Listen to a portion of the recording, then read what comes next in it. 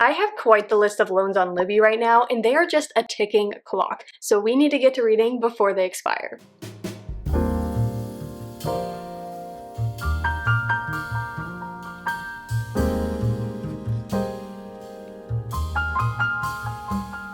Hey guys, welcome to today's reading vlog. I don't quite know what I want to title this yet, but you know the situation we're in, so let's get reading. First up is The Shadow Queen by CJ Redwine. I haven't read anything by this author, but I did learn that this is a interconnected standalone series, which I really appreciate because I love a good standalone fantasy book, but I love that if I end up loving her writing, then I can check out other books in this series. This is essentially a Snow White retelling. I'm very curious about that because we are following Lorelai. I'm not even going to try to pronounce that last name right now. Crown Princess and Fugitive at Large has one mission: kill the Wicked Queen who took both the Ravenspire throne and the life of her father. To do that, Lorelai must use the one weapon she and Queen Irina have in common: magic. She'll have to be stronger, faster, and more powerful than Irina, the most dangerous wielder of magic Ravenspire has ever seen. In the neighboring kingdom of Elder, when Prince Cole's father and brother are killed by an invading army of ogres, R.I.P., the second-born prince is suddenly responsible for saving his homeland. To do that, Cole needs magic, and the only way to get it is to make a deal with the Queen of Ravenspire, promise to become her huntsman, and bring her Lorelai's heart. Oh, but the beautiful and fierce Lorelai is nothing like Cole expected, and despite Irina's dark magic, Lorelai is drawn to the passionate and troubled king, fighting to stay one step ahead of the dragon huntsman, who she likes far more than she should. Lorelai does everything in her power to ruin the Wicked Queen, but Irina isn't going down without a fight, and her final move may cost the princess the one thing she still has left to lose. So let's start it. I have a reading update for you guys. I have been listening to it alongside reading it on my Kindle because I ended up starting it once the sun went down. I didn't want to turn on the lights. I was cozy on the couch, so I grabbed the ebook from Libby, and I'm having such a good time. I'm 25% of the way into it, and I feel like it is the perfect standalone fantasy. When you have a standalone, you can't have this complex, fantastical world that you need to explain while we're also having the entire plot in one book. So I feel like the author is doing a really good job of creating a fun fantasy world, but not making it complex, easy to understand. The plot's pretty fast-paced. The characters are fun enough. I'm not feeling extremely attached or like I care a whole lot, but I'm entertained. And I feel like with a standalone, that's good enough for me. Like sometimes we don't need a 5-star book. We just need a book to keep us company, a book to entertain us, and I'm having a good time. So that's all I can ask for. I'm gonna eat my dinner and continue listening and reading this, and I will see you guys in the morning.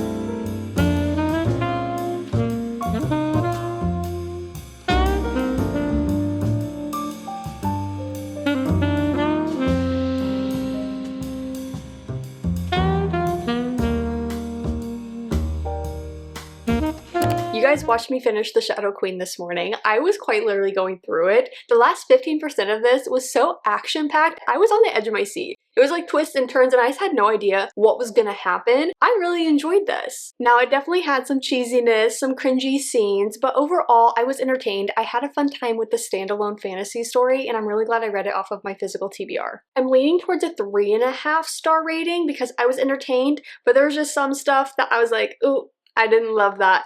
Or it's just lacking a depth that would kind of make it a higher rating. I don't know which book I want to start next. I'm caught between these two different books, so I'm gonna run some errands, get some stuff done, and then we'll come back and make our decision. I am back home in comfy clothes and I am ready to get to reading. I decided on Small Favors by Erin A. Craig. I love her work, but I need to start working through her backlist a bit more, so This is one that I recently picked up in the last few months. I'm excited to read it. It says, Ellery is waiting for something to happen. Life in isolated Amity Falls, surrounded by an impenetrable forest, has a predictable sameness. Her days are filled with tending to her family's beehives, chasing after her sisters, and dreaming of bigger things while her twin, Samuel, is free to roam as he wishes. Early settlers fought off monstrous creatures in the woods, and whispers that the creatures still exist keep the Downings and their neighbors from venturing too far. When some townfolks go missing on a trip to fetch supplies, a heavy unease settles over the falls. As the seasons change, it's clear that something is terribly wrong. The creatures are real, and they're offering to fulfill the residents' deepest desires in return for just a small favor. These seemingly trifling demands, however, hide sinister intentions. Soon, Ellery finds herself in a race against time to stop Amity Falls, her family, and the boy she loves from going up in flames. Erin A. Craig's writing is just so predictable in the best way. Not like the story's predictable, but more like you just know what you're getting. She is reliable, if you will. So I'm excited to read this, and I'm excited to read something that's just from her backlist. So let's get started.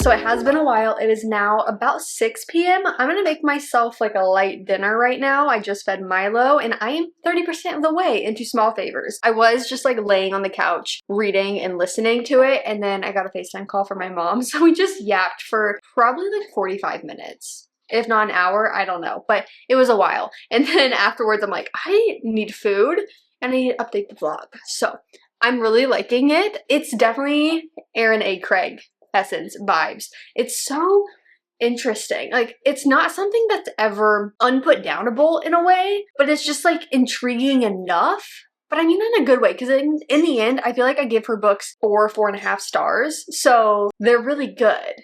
At this point, we have been introduced to our main male character that is hinted on the back about like saving the boy she loves kind of thing, and he is someone that is just like mysterious. You don't know really where he came from into their very like isolated village. We have seen the mysterious parts of the forest harming people, so that sucks. Her relationship with her twin brother is very interesting, and then we have just like the talk of women in this book. Yes, because we have our main female character that is very much acknowledging the disadvantages of being a woman in this world. Now, this is like kind of a different vibe, kind of a different time, if you will. So it is talking about kind of like being married off, which obviously does happen in wealthy families still today, but it's not as common in your like day-to-day world anymore. However, she's just talking about the differences that her male twin gets compared to her, and they're like literally the same age, and like the different expectations. And it's just so crazy to like see that. And I feel like I've been reading so many fantasy books recently, and with everything going on in the United States right now, I just feel like we knew books were political. However, it is crazy seeing all of that transparency in the world. It's already been there. Fantasy's already been doing that, but my brain is just way more wired to see it. So it's been interesting, and I feel like that's how I feel even in this book, of just talking about those kind of small injustices just because you're born a woman. Like, wow. I'm gonna continue listening to this. I'm gonna make my snack, probably take a little break of reading and watch some YouTube, but it's been a good chill evening so far.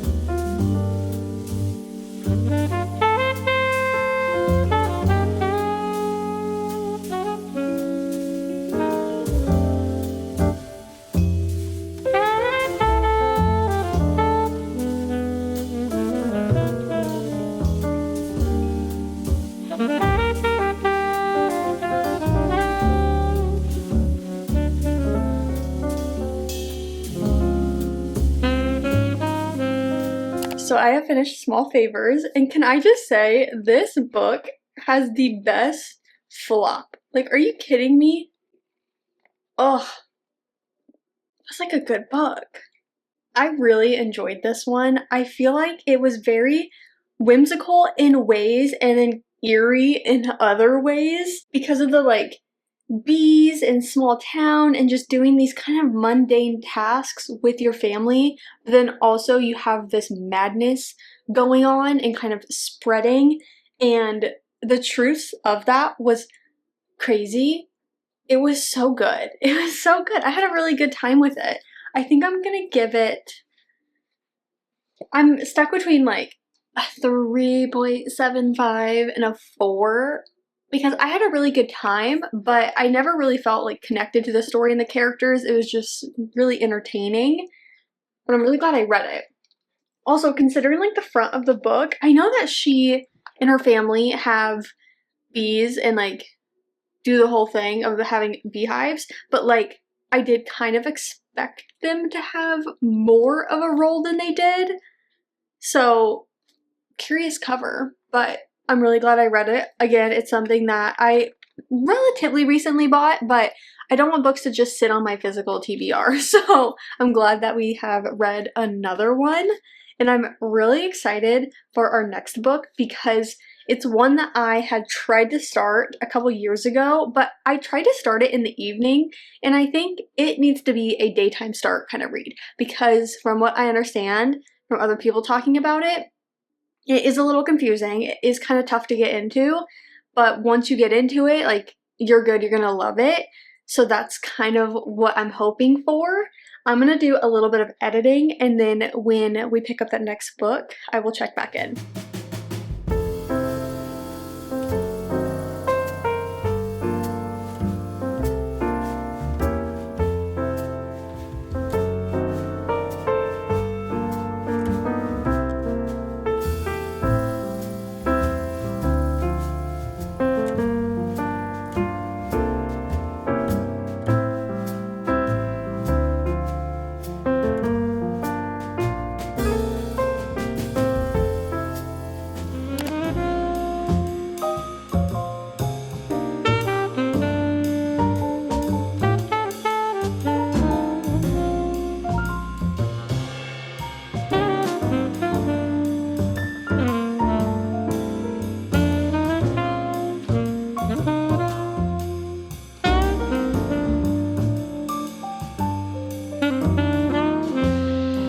I was getting started on editing this video, and it turns out my last 2 talking clips, no audio, with 2 like huge reading update chats too. So I don't know exactly what I said in those, but we're gonna do our best to recap them now. So the last time you guys saw me, I was reading Ninth House and I was finishing it up. So my final thoughts on this book is I had a good time. I was fairly entertained. However, I didn't understand what was going on a majority of this book, and I'm definitely going to be like looking up videos recapping everything that was going on. When it did like finish up, I felt like I did have a better understanding of what I had read and what was going on and how this book is wrapping up to set us up for the next book. That doesn't take away from the fact that for a majority of this, I was just confused, didn't know really what was going on, and because of that, I didn't feel so invested in the story, in our characters,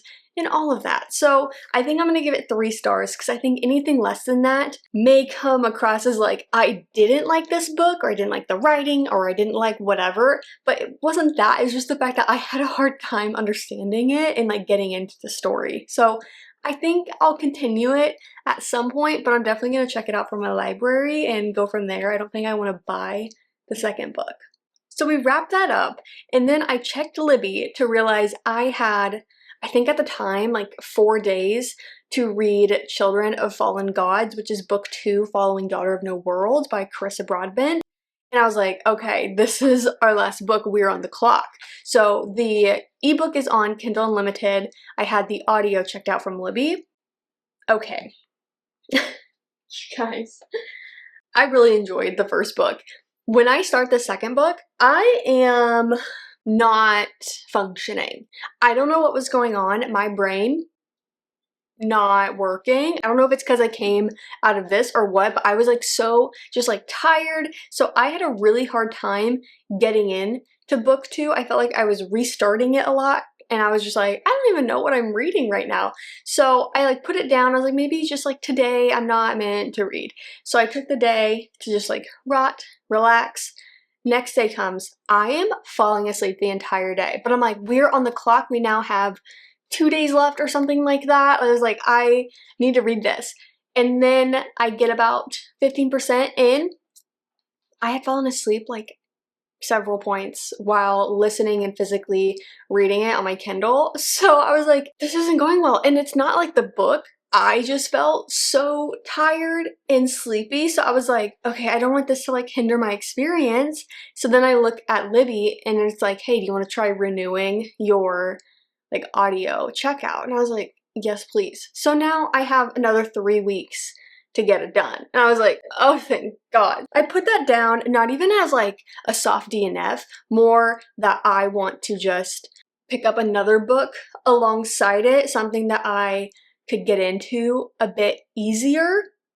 So we picked up another book on my February TBR, which is Thorn. This is a YA fantasy.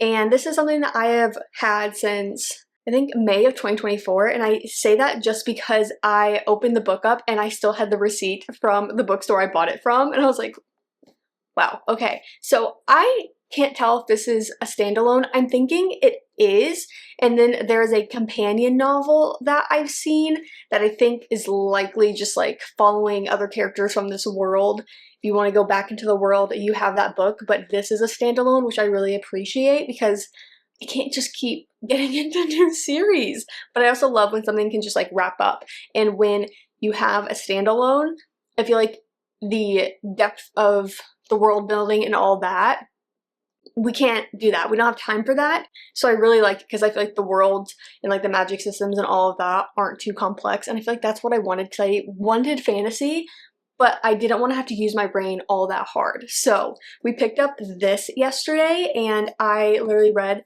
50%. If you didn't watch my February TBR video, I'm going to read the back real quick. So we are following Princess Alira, and she is someone that is not liked by her family. They treat her so horribly. You guys, I was literally tearing up chapter 2. Like my heart was breaking for her just in the second chapter.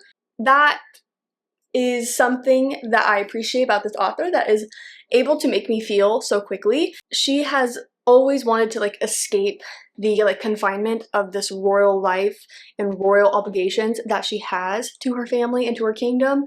And she has a betrothal to a foreign prince, kingdom, however you want to think about it. But when a mysterious sorceress robs Alira of both her identity and her role as princess, Alira seizes the opportunity to start a new life for herself as a goose girl. Now, you guys, when I read that in my February TBR video, I was like, what the hell is a goose girl?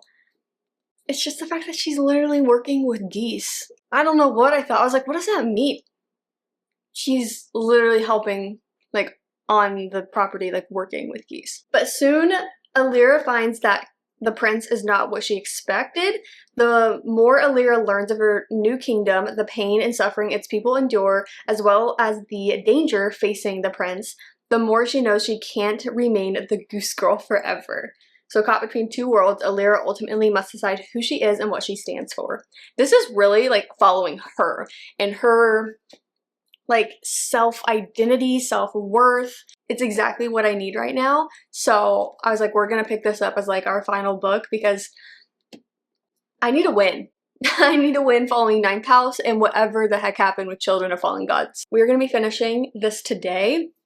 I am gonna read a good chunk of it kind of this morning, and then I have my first live stream this afternoon where I want to use them as reading sprints today. So I'm hoping those reading sprints will kind of help me finish this book. That is what you missed in my last 2 talking clips. Believe it or not, this was like half the time. So we got through it. Proud of myself. For now, I'm gonna continue drinking my coffee, getting back to editing this video, and see if I messed up audio for the other video I'm filming. Appalachian sunrise meets my skin. Even with my eyes still closed, I can feel it coming in. Golden, golden, I'll follow only golden, golden, golden things. It is 4 p.m. and we have officially finished Thorn. I just ended my first ever live stream, which was so much fun, but no one told me that there was a whole novella in here. So I thought I had so much more left, or at least like another like 30 minutes worth kind of thing. No, we had a whole novella and a couple chapters of that companion novel. So I finished this like within 5 minutes of the last sprint that we had, and I was like, so what now? And then it helped me figure out kind of what I want to read next, which was great. But I was like, oh, we're already done. I really like this. I think this is a really good standalone fantasy. I love the story of it. I feel like it was really interesting the whole way through. And I love that it definitely is more fantasy than like a fantasy romance. There's like the most tiniest breadcrumbs of romance in here, but that's not the point of this. You're really following our main female character, the princess turned whatever, to not have to maybe do her princess duties per synopsis that I spoke of. So you're following that and her navigating that and figuring out right and wrong and what should she do and kind of the authority she now has, kind of being stripped of that identity in a way. So that was really cool to navigate with her. And I mean, it's a pretty good size. It is a YA spaced kind of book, but it's over 450 pages. So still a lot, no matter how big the font is and how big those margins are. So this is a really good one. I had a good time with it. I definitely recommend if you're new to fantasy, you want to pick this up, or if you just kind of want a fantasy book, but you're not wanting to dive deep into a new series. We have checked the boxes of our Libby loans. This was one that I replaced last minute, but I actually was listening to it from Libby. Like I had the audiobook checked out from Libby, so like it kind of still counts. But we have done what I set out to do, which was lock in to read all the books that I had checked out from Libby before they ran out. Thank God about the Children of the Fallen God situation, and I could just renew the audiobooks. I'm like, I really want to read it, but I just don't understand what's going on right now. So I'm glad that we did that. We had some hits, we had some misses, but I feel like this was a really good reading vlog, so I'm very happy about it, and I'm glad that I had my first live stream of reading sprints so that we can totally do them more in the future. I loved being able to read, and then being able to gap, and then being able to read some more. But like with people. Like that's so cool. I loved it, and I love that people were able to like come in for a little bit. Maybe they jumped in halfway through. Like, I love live streams because it's just like there for people. Like, hey, I'm only available for 15 minutes, but I'll come in and say hi. I had a very good time with that, and it allowed me to lock in and finish this book. So I feel really accomplished today. It's been a very gloomy, rainy day. It's now like a chill rain, but all of a sudden it like picked up with like massive winds, and Milo was like, Mom, what is that? As a little puppy, he is still learning so much, but he did really good also while I was on the live stream, because I feel like when I'm on the phone with someone or on like FaceTime or something, he can kind of get restless. Like he'll maybe leave me alone for a little bit, but then he hits a point that he's like, okay, you're yapping, you're active, like pay attention to me. So I feel like he did really good because we were on stream for 2 hours. I feel like that's probably a good minimum. Like I was doing 30-minute sprints and I did 3 of them. I feel like that's probably a good like expectation of the live streams for me, at least starting out. I think that's a good time. I had fun with this reading vlog. I love a good themed vlog, but I hadn't done something like this before. So I hope you guys enjoyed it, and I will see you in my next one.